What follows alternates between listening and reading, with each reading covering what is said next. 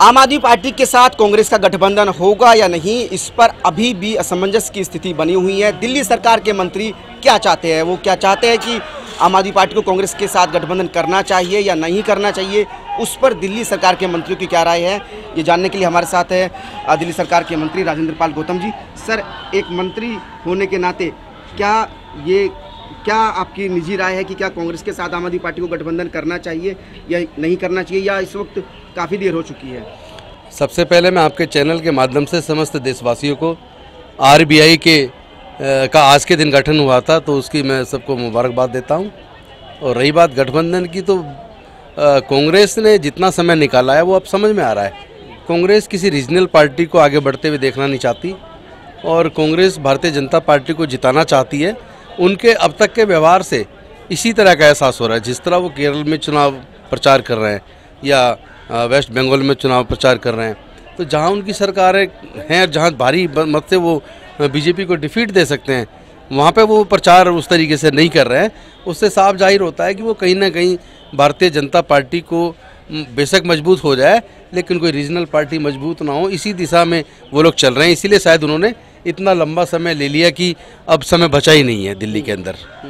लेकिन कई कांग्रेस नेता अभी भी कह रहे हैं कि बातचीत चल रही है और आला कमान जो है वो आखिरी फैसला लेगा। हमें नहीं मालूम, हमारी पार्टी के शीर्ष नेताओं से अभी कोई उन्होंने बात की नहीं है।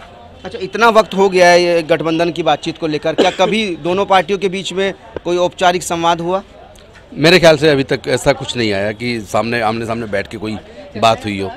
तो अब तो आम आदमी पार्टी की पूरी तैयारी है, पूरी दिल्ली की जनता हमारे साथ है और मुझे लगता है हम सातों की सातों सीटें जीत रहे हैं। अच्छा, अब इतनी देर हो गई है, क्या अब लग रहा है कि अब गठबंधन करना बेकार ही होगा या कुछ? अभी अब तो लोग ही कहने लगे कि अब जरूरत ही नहीं है, क्योंकि सारा समाज दिल्ली का पूरी तरह से एकजुट होकर आम आदमी पार्टी के साथ है। और जब जनता सातों की सातों सीट जिता रही है, तो मुझे लगता है कोई ज़रूरत नहीं है, क्योंकि उन्होंने इतना टाइम गंवा दिया और हम लोग अब बैठ के नहीं देख सकते थे। हमने सातों कैंडिडेट डिक्लेयर करके हम लोग रात दिन मेहनत कर रहे हैं। मीटिंग कहना चाह रहे हैं कि अगर अब गठबंधन हो भी जाए तो उस गठबंधन का जो फायदा मिल सकता था वो फायदा अब नहीं मिलेगा। अब तो देखिए, उस लेवल पे बात जब कभी पीएसी में होगी, सीएम साहब से, हमारे जो अध्यक्ष हैं पार्टी के संयोजक हैं, उनसे बात होगी तो उस ऊपर लेवल पे फैसला वो करेंगे।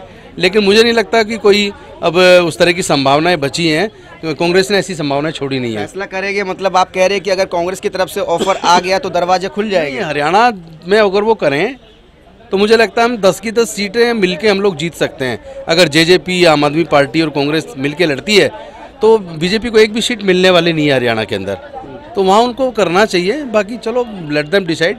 यही कहा जा रहा है कि एनसीआर के जो राज्य है वहाँ पर आप लोगों के बीच में सीट के फॉर्मूले को लेकर बातचीत नहीं बन पाई और इसी वजह से दिल्ली में गठबंधन नहीं। जहाँ तक मेरी इन्फॉर्मेशन है, अभी तक वो कभी उन्होंने आमने सामने बैठ के बात ही नहीं की है।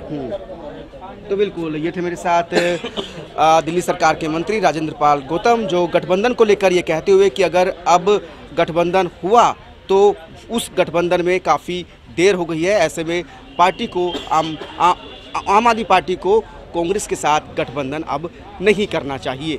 कैमरामैन आकाश के साथ कुलदीप शर्मा, टोटल न्यूज़, दिल्ली।